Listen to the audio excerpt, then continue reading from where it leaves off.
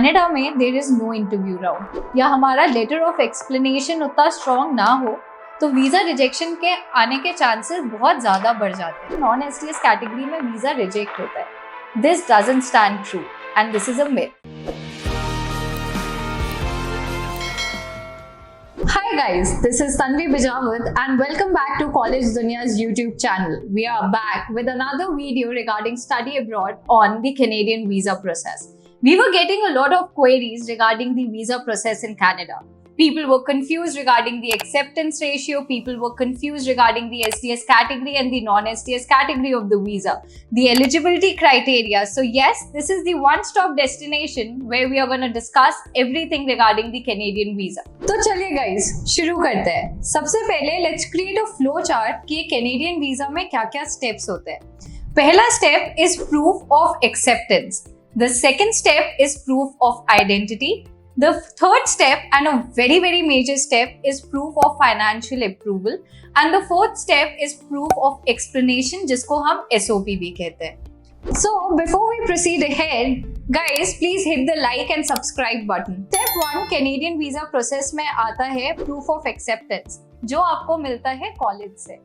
Proof of acceptance में please be very sure about one thing कि जब आपको ऑफर लेटर आ रहा है यूनिवर्सिटी या कॉलेज से तो वो कंडीशनल ऑफर है कि अनकंडीशनल ऑफर है। If it's a conditional offer, आपके ऑफर लेटर के थर्ड या फोर्थ पेज में वो कंडीशंस मेंशन्ड होंगी जो आपको फुलफिल करनी होगी उसको एक अनकंडीशनल ऑफर बनाने के लिए।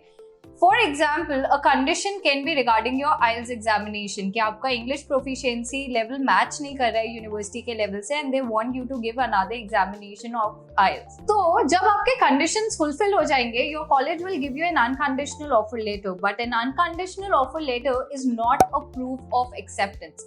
उसके लिए हमें एक LOA की जरूरत होती है जिसको लेटर ऑफ एक्सेप्टेंस कहते हैं। जब आपका अनकंडीशनल ऑफर आ जाता है तो उसमें when you go towards the fee structure area, you would see a minimum tuition deposit.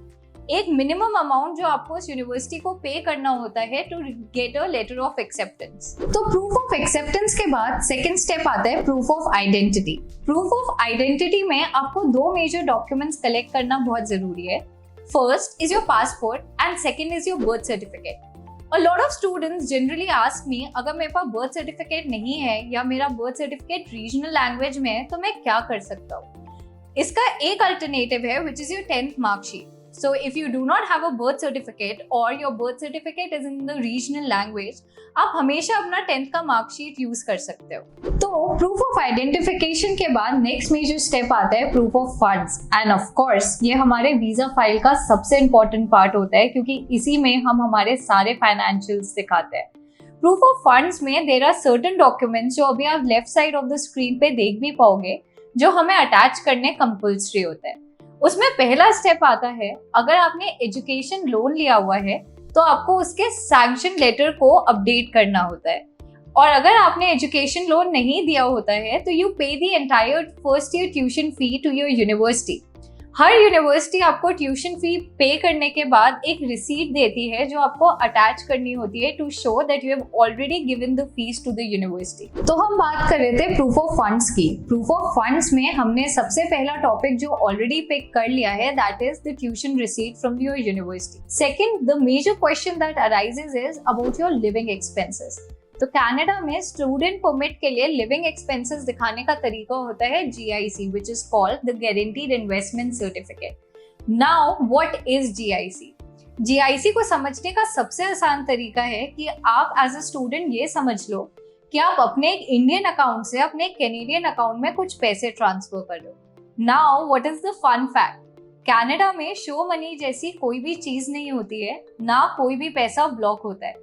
आपका जो GIC में भी आप फंड्स डालते हो वो on an interval of every 3 months you get some amount of it to utilise as your living cost. For example, आपको वहां जाते ही पार्ट टाइम नहीं मिली तो 3 महीने के लिए आपको इनफ फंड्स गवर्नमेंट देगी कि आप वहां पे अपना सफाइस कर सको। तो GIC majorly you can do in 3 accounts. First is the Nova Scotia bank, second is the CIBC bank and third is ICICI bank. What do you do in this? You create a GIC account, deposit a sum of 10,000 Canadian dollars, जो INR में approximately 6 lakh रुपए होता है। ये money जब आप deposit कर देते हो तो वहां पे आपको एक सर्टिफिकेट मिलता है जिसको आप GIC सर्टिफिकेट कहते हो, जो आपका लिविंग कॉस्ट का प्रूफ होता है। Now if you ask me in brief कि नोवा स्कोशिया में करना चाहिए कि CIBC में करना चाहिए या ICICI में, तो I give you very simple breakup. Nova Scotia से आपका सर्टिफिकेट आने में 10 दिन लगते हैं, CIBC से आपका सर्टिफिकेट आने में 3 दिन लगते हैं। ICICI कनाडा का सबसे बड़ा एडवांटेज ये है कि उनके हेल्पलाइन सर्विसेज है इंडिया में, जिससे आप टेलीफोनिकली अपने सारे डाउट्स क्लियर कर सकते हो। बट ICICI के सिर्फ 2 ही ब्रांचेस हैं कनाडा में, so generally people prefer Nova Scotia and CIBC। तो हमने प्रूफ ऑफ फंड्स में 2 मेजर पॉइंट्स कवर कर लिए। पहली हमारी ट्यूशन फीस, दूसरी हमारा लिविंग एक्सपेंस। थर्ड आता है, क्योंकि आप अपना ट्यूशन फीस दे रहे हो और आप GIC दे रहे हो, तो आपको कैनेडियन गवर्नमेंट को ये दिखाना होता है कि आप ये फंड्स लाए कहाँ से। Then comes the sponsor's affidavit in play. Now what is a sponsor's affidavit? Sponsor's affidavit on a value of anything above 50 rupees का एक स्टैम्प पेपर होता है, जिसपे आपके पेरेंट्स, आपका बैंक, आपका लोन, जिस भी तरीके से आप अपनी एजुकेशन स्पॉन्सर कर रहे हो, उनके सिग्नेचर्स लेते हो। सो फॉर इंस्टेंसेस, अगर मेरे पेरेंट्स मुझे स्पॉन्सर कर रहे हैं तो उन स्पॉन्सर्स एफिडेविट में उनका नाम मेंशन्ड होगा। स्पॉन्सर्स एफिडेविट के बाद आपको 6 महीने के बैंक स्टेटमेंट्स दिखाने होते हैं, जिनको आप एज अ स्पॉन्सर्स यूज कर रहे हो। उनकी 3 साल की ITR दिखानी होती है। Just one thing, please be sure, अगर आप ITR दिखा रहे हो तो उसमें इन्वेस्टमेंट 3.5 लाख के ऊपर हो। अगर आपने अपने बैंक स्टेटमेंट्स, अपना स्पॉन्सर्स एफिडेविट, अपना GIC या फिर अपने एजुकेशन लोन डॉक्यूमेंट्स और ट्यूशन फी पेमेंट रिसीट्स लगा दिए हैं, तो आपका proof of funds is completely done and you good to go. तो अभी तक हमने अंडरस्टैंड कर लिया है which is proof of acceptance, proof of identification and third major point, proof of financials. Proof of financials के बाद now what sums up the 60% of your entire file in Canada is the proof of explanation, which is called the statement of purpose.